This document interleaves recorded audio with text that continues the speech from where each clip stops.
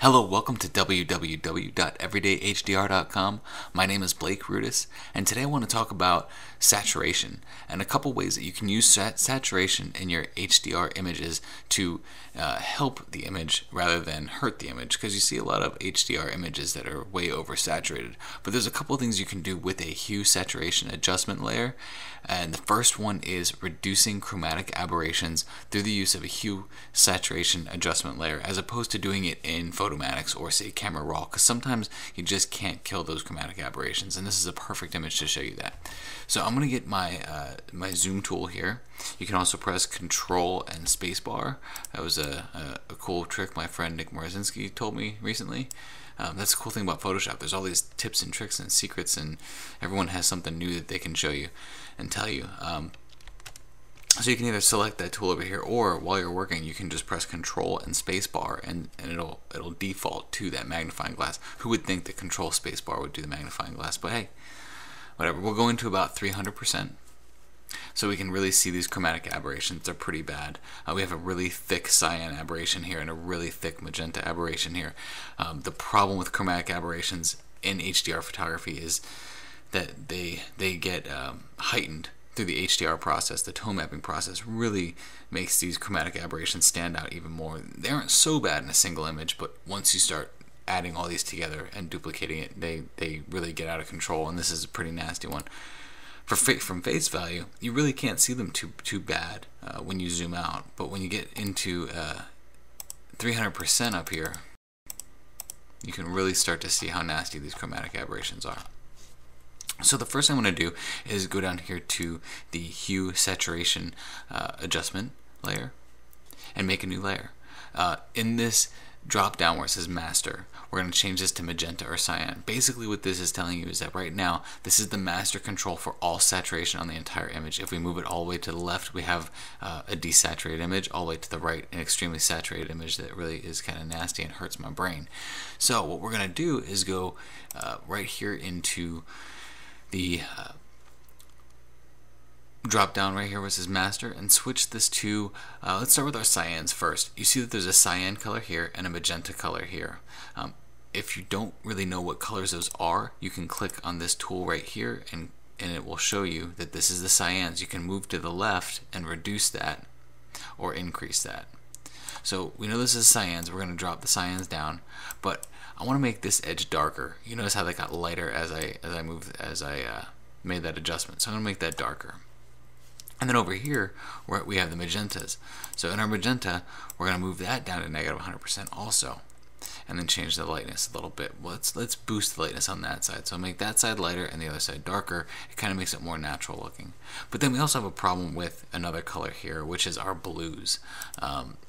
They don't stand out. If we zoom out, you won't see them very bad at all.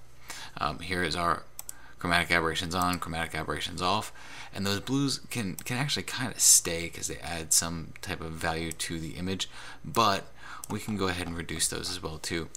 So we can click that handy dandy tool right here and look at the blues and reduce those as well, just a little bit. We don't want to take all the blue out of it. We do want to leave some color information there. Back to the magnifying glass, fit on screen.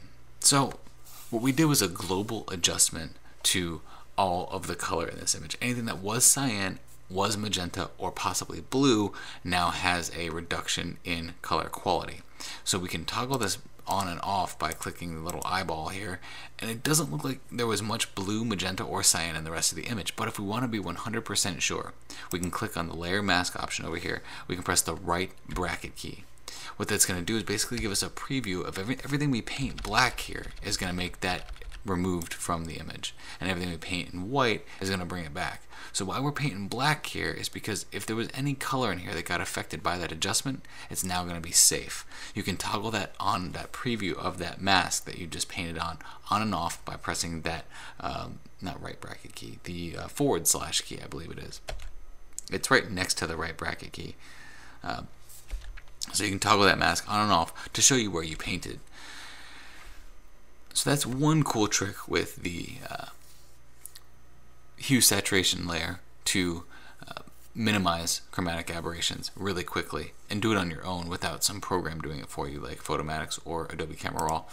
The other cool trick is making a hue saturation adjustment layer and just playing with this tool here, where you can click and you can modify saturation to a certain area or adjust that by just clicking here and selecting your color and moving it back and forth. I kind of showed you this with the chromatic aberrations one, but you can really get selective on the colors that you're bringing out here. And a lot of times with the HDR process, especially the tone mapping process, the saturation can get really out of hand. Let's zoom in here and look at this tree. Now, in the tree, you can see that there's like a blue haze in areas that probably shouldn't be blue, because I haven't seen many trees that are blue.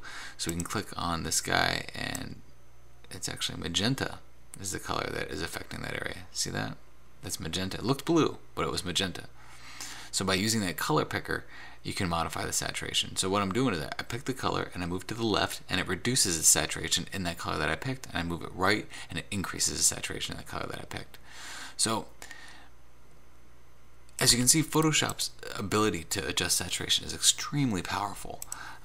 Just some quick clicks, if I want to make this green a little bit stronger, really bring out that green there. Really pull these reds out, make them really red. I can do that too. There's endless possibilities. This is a little too much saturation for me. I'm not a big fan of that much saturation in my image, so I'm going to go ahead and bring that down a little bit. So that's a quick rundown on the saturation adjustment layer.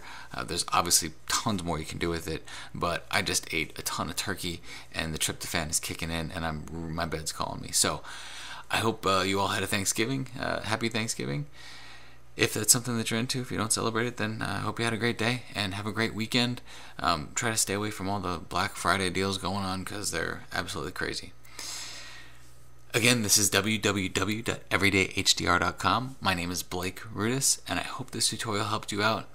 Please give me feedback if you have anything you'd like to see on the tutorial site here on YouTube or on everydayhdr.com. Thank you.